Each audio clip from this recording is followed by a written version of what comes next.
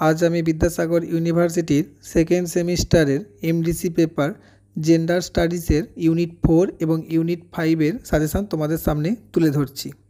और बाकी तीनटी यूनिटेर suggestion आगेई चैनेले upload करा हयेछे, तोमरा सेगुलो एकबार देखे नेबे। और प्रत्येककेई बोलछि এই পেপারের লাস্ট মিনিট সাজেশন একদম ফলো করতে যেও না। তার থেকে ইউনিট ধরে ধরে যেই প্রশ্নগুলি দেওয়া হচ্ছে সেই প্রশ্নগুলি তোমরা এক দুবার অন্তত রিডিং পড়ে রাখো, কিছু না কিছু লিখতে পারবে, কারণ এই পেপারের প্রশ্নের উত্তরগুলি কিন্তু খুবই সহজ।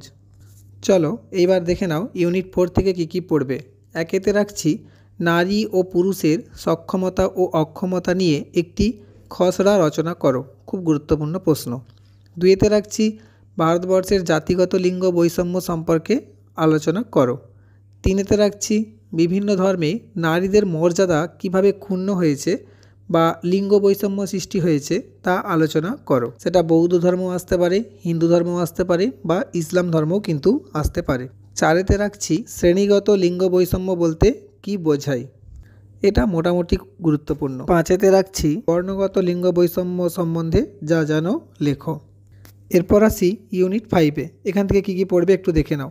একেতে রেখেছি ভারতবর্ষে ধর্ষণের বিরুদ্ধে কী কী পদক্ষেপ রয়েছে তা আলোচনা করো, বা ঘুরিয়ে বলতে পারে ভারতবর্ষে ধর্ষণ সংক্রান্ত আইন সম্পর্কে লেখো। দুইয়েতে রাখছি গার্হস্থ্য সহিংসতা কী, এর কারণ লেখো।